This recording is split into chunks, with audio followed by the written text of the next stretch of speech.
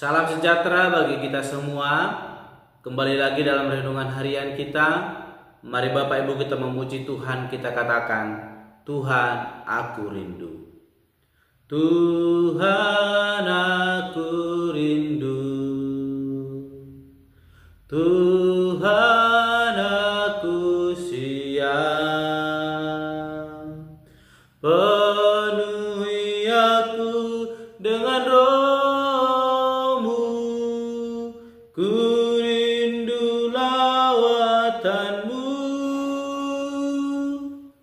Ku rindukan Kau hadir di sini saat ini, Tuhan. Ku rindukan Roh-Mu mengurapi saat ini, Yesus. Amin. Mari Bapak Ibu kita membuka Alkitab kita dari kitab 2 Raja-Raja pasal yang ke-9 ayat pertama sampai dengan yang ke-13. Demikianlah firman Tuhan dengan perikop Yehu menjadi raja Israel. Sekali lagi dengan perikop Yehu menjadi raja Israel. Kemudian Nabi Elisa memanggil salah seorang dari rombongan Nabi dan berkata kepadanya, "Ikatlah pinggangmu, bawalah buli-buli berisi minyak ini dan pergilah ke Ramut Gilead. Apabila engkau sampai ke sana, carilah Yehu bin Yosafat bin Nimsi. Masuklah, ajak dia bangkit dari tengah-tengah temannya dan bawalah dia ke ruang dalam. Kemudian ambillah buli-buli berisi minyak itu, lalu tuangkan isinya ke atas kepalanya dan katakan, beginilah firman Tuhan, telah kuurapi engkau menjadi raja atas Israel. Sesudah itu bukalah pintu, larilah dan jangan berlambat-lambat." Lalu Nabi muda itu pergi ke Ramut Gilead. Setelah ia sampai, maka tampaklah panglima tentara sedang duduk berkumpul. Lalu ia berkata, "Ada pesan kubawa untukmu, ya panglima." Yehu bertanya, "Untuk siapa dari kami sekalian?" Jawabnya, "Untukmu, ya panglima." Lalu bangkitlah Yehu dan masuk ke dalam rumah. Nabi muda itu menuang minyak ke atas kepala Yehu serta berkata kepadanya, "Beginilah firman Tuhan Allah Israel, telah kuurapi engkau menjadi raja atas umat Tuhan, yaitu orang Israel. Maka engkau akan membunuh keluarga tuanmu Ahab, dan dengan demikian aku membalaskan kepada Izebel darah hamba-hambaku, nabi-nabi itu, bahkan darah semua hamba Tuhan. Dan segenap keluarga Ahab akan binasa, dan aku akan melenyapkan daripada Ahab setiap orang laki-laki, baik yang tinggi maupun yang rendah kedudukannya di Israel. Dan engkau akan perlakukan keluarga Ahab sama seperti keluarga Yerobeam bin Nebat dan sama seperti keluarga Baesa bin Ahia. Isabel akan dimakan anjing di kebun di luar Israel dengan tidak ada orang yang mengurukkannya." Kemudian Nabi itu membuka pintu lalu lari. Apabila Yehu keluar mendapatkan pegawai-pegawai tuannya, berkatalah seorang kepadanya, "Apa kabar? Mengapa orang gila itu datang kepadamu?" Jawabnya kepada mereka, "Kamu sendiri mengenal orang itu dengan omongannya." Tetapi mereka berkata, "Dusta, cobalah beritahu kepada kami." Lalu katanya, Beginilah dikatakan kepadaku, demikianlah firman Tuhan, telah kuurapi engkau menjadi raja atas Israel."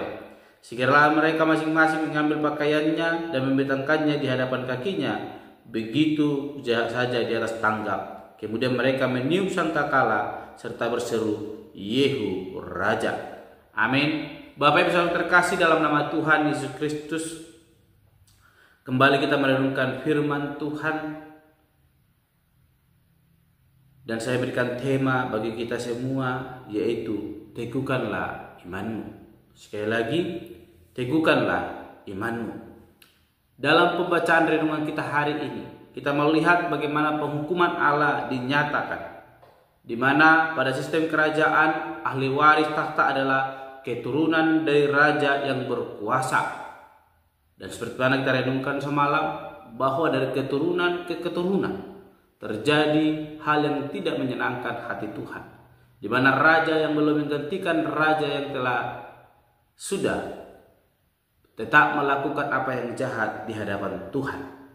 Kita melihat tradisi dan kepercayaan dari raja yang berkuasa pun akan diteruskan oleh penggantinya, sehingga Allah mengkehendaki supaya raja yang menggantikan raja atas Israel bukan lagi keturunan dari Ahab, namun orang yang dikehendaki Allah, sehingga Israel boleh berdiri sesuai dengan kehendak Allah. Kita melihat bahwa Alkitab mencatat perbuatan jahat Ahab menyebabkan umatnya menyembah ilah lain. Bahkan bukan hanya umatnya, keluarganya pun turut menyembah berhala. Dan kesempatan yang diberikan Allah kepada Ahab tidak dipakainya untuk bertobat. Itu sebabnya nubuat penghukuman Allah kepada Ahab yang pernah diucapkan Elia akan tergenapi pada zaman Elisa dan Yoram. Pada nas ini, Yoram telah naik takhta sebagai raja Israel menggantikan Ahab. Keadaan ini tepat sebagaimana firman-Nya. Bagaimana cara ia menggenapinya diungkapkan pada 2 Raja-Raja pasal 9 dan sebagian pasal 10. Pemunahan keluarga Ahab telah ditetapkan Allah, dan tidak seorang pun yang sanggup membatalkan firman-Nya. Dan Allah memakai Elisa dan seorang nabi muda untuk menubuatkan Yehu, yang adalah seorang panglima perang, menjadi raja Israel. Bapak yang terkasih dalam nama Tuhan Yesus Kristus, pada waktu itu integritas Elisa sebagai nabi Allah, bangsa Israel semakin diketahui banyak orang, termasuk para panglima tentara Ahab. Sehingga ketika seorang utusan Nabi Elisa diutus untuk mengurapi Yehu, mereka sadar dan percaya bahwa nubuat Elisa berasal dari Allah dan pasti digenapi. Dan inilah yang membuat mereka mau membantu usaha Yehu untuk mengkudeta keluarga Ahab. Kita melihat tadi ketika mereka bertanya dan Yehu menjelaskan, mereka langsung membentangkan pakaian, bahkan meniup sangkakala menandakan bahwa Yehu telah menjadi raja atas Israel. Ini membuktikan apa yang sedang terjadi di tengah-tengah kerajaan yang dipimpin oleh Yoram atau keturunan daripada Ahab, bahwa Allah tidak dapat dipermainkan. Sekalipun mungkin sudah lama terjadi hal yang tidak menyenangkan hati Tuhan tersebut, akan ada waktu yang tepat Tuhan berikan untuk menyatakan penghukuman-Nya kepada orang-orang yang mempermainkan Allah. Kita melihat jika orang fasik belum dihukum, itu karena Allah menunggu pertobatan mereka. Dan keadilan Allah akan menghukum perbuatan mereka yang menyia-nyiakan kasih Allah. Dan sekarang kita melihat bagaimana Yoram dihukum oleh Allah melalui panglima perangnya. Mari Bapak Ibu kita melihat dari hal ini, sebagai anak-anak Allah, anak-anak Tuhan, kita memiliki tugas yaitu menjadi alatnya, bukan sebagai alat penghukuman, melainkan untuk menyatakan kasih Allah kepada setiap orang.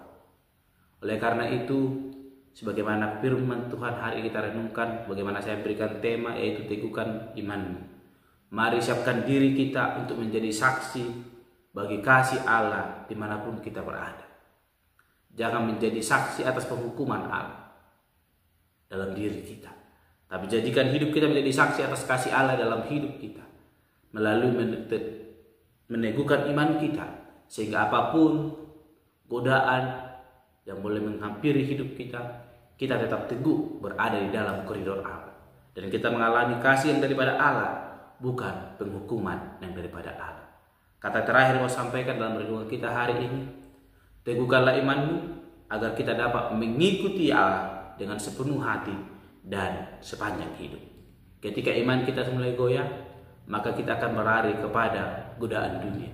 Namun ketika iman kita teguh, maka kita akan dengan sepenuh hati dapat mengikuti Allah, dan dalam sepanjang hidup kita boleh memuliakan Allah. Amin. Mari kita berdoa. Bapa Surgawi, terima kasih untuk renungan hari ini yang mengajarkan kami untuk boleh meneguhkan iman kami, sehingga apapun yang terjadi dalam hidup kami tetap berada dalam koridor Allah dengan sepenuh hati dan sepanjang hidup boleh mengikuti Engkau, sehingga kami menjadi saksi atas kasih Allah dalam hidup kami. Oleh karena itu Tuhan, mampukan kami, teguhkan iman kami. Terlebih dahulu Bapa, terus kami berdoa dan mengucap syukur. Haleluya. Amin. Shalom Bapak Ibu, Tuhan Yesus memberkati. Tuhan aku rindu. Tuhan, aku siap. Penuhi aku dengan Roh-Mu. Ku rindu lawatan-Mu. Tuhan, aku rindu. Tuhan, aku siap. Penuhi aku dengan Roh-Mu. Ku rindu lawatan-Mu. Ku rindukan Kau hadir di sini saat ini, Yesus. Ku rindukan Roh-Mu mengurapi saat ini, Tuhan.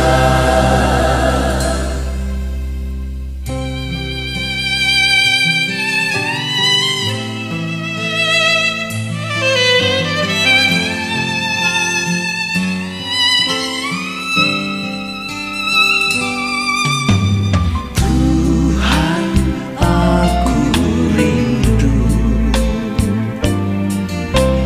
Tuhan, aku siap. Penuhi aku dengan Roh-Mu. Ku rindu lawatan-Mu. Tuhan, aku rindu. Tuhan, aku siap. Penuhi aku dengan Roh-Mu. Ku rindu lawatan-Mu. Ku rindukan Kau hadir di sini saat ini, Yesus.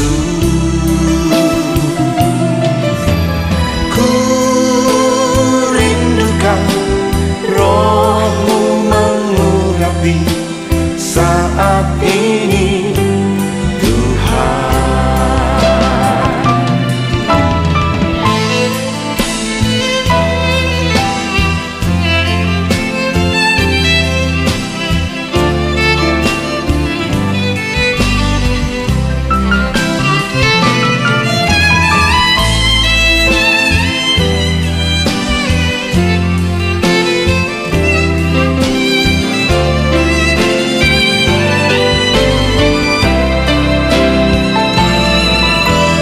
Ku rindukan Kau hadir di sini saat ini, Yesus. Ku rindukan Roh-Mu mengurapi saat ini, Tuhan. Ku rindukan Kau hadir di sini saat ini, Yesus. Ku rindukan Roh-Mu mengurapi saat ini, Tuhan. Ku rindukan Kau hadir di sini saat ini, Yesus. Ku rindukan Roh-Mu mengurapi